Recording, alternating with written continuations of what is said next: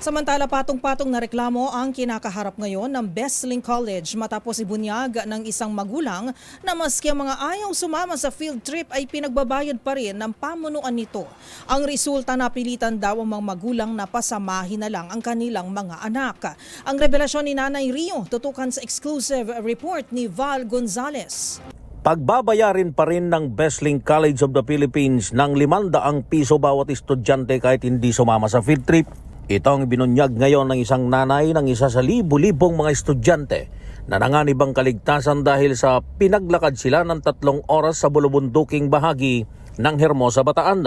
Sa panayam ng DZRH 2x2 program, sinabi ni Nanay Rio na walang magawa ang mga magulang kundi payagan na lang ang kanilang mga anak na sumama sa field trip patungo ng Bataan. Pahihirapan daw ang mga estudyante at pagagawin ng mga project kapag hindi sumunod. Educational tour daw po ang tawag. Ay, Pambirang at pag hindi sumama, Ay kawawa po ang grade ng bata at marami pa rin po ipapagawa sa kanila.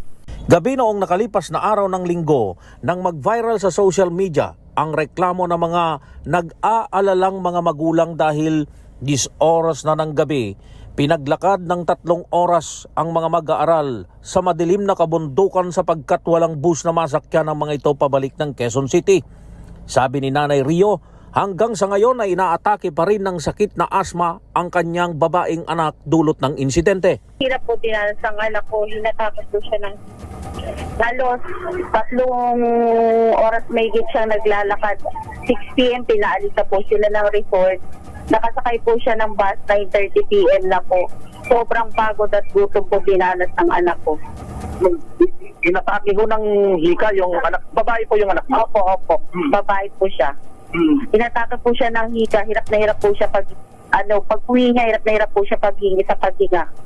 Dahil sa insidente, ay inisyuhan ng Commission on Higher Education o CHED ng show cause order at pinagpapaliwanag ang pamunuan ng Besling. Napagalaman din na walang nakuhang kaukulang permit mula sa CHED NCR ang eskwelahan para magsagawa ng field trip.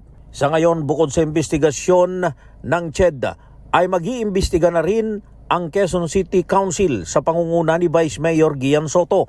Magsasagawa ng investigasyon in aid of legislation ang lokal na pamahalaan para matiyak na hindi na mauulit pang ganitong insidente.